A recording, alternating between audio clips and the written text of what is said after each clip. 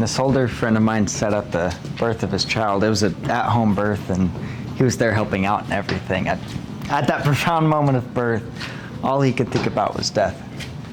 That he was seeing something experience life for the first time, struggling for breath and knowing that it was going to die someday. He couldn't get it out of his head. Yeah, I think that's why life is so interesting. Because it's going to end. And no, death ups the ante being alive. And it's the same for us tonight, though. Like, if we knew we were going to see each other next week, it would not be the same energy. No? Yeah, I know.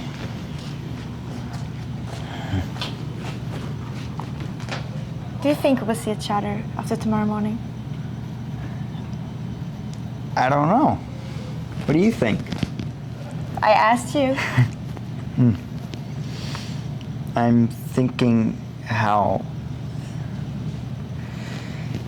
I don't know if I'm going to be in Europe again anytime soon. Are you coming to the US for any reason? God, I want to get into the practical sides of how we should see each other again. Like flying. Let's just be rational adults about this. Okay. Rational. Yeah, we should try something different. It's not too bad if tonight is our only night. Maybe it makes it really special. Yeah? Usually you exchange numbers and call each other once, maybe write each other once or twice. And then the slow fizzle. I hate that. There was this famous writer, I don't know who, but he said that the ideal relationship was 2 intense years. Like clean break, fresh starts, friends for life. Or something like that. And it's like if you knew your relationship was going to end in 2 years, there would be no room for fighting or wasted time.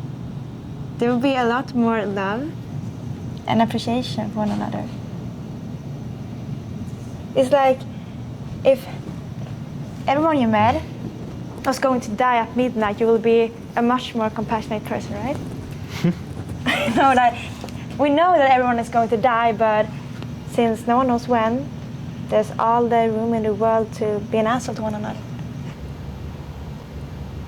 Why do we believe that relationships are supposed to last forever anyway, and that anything less is a failure?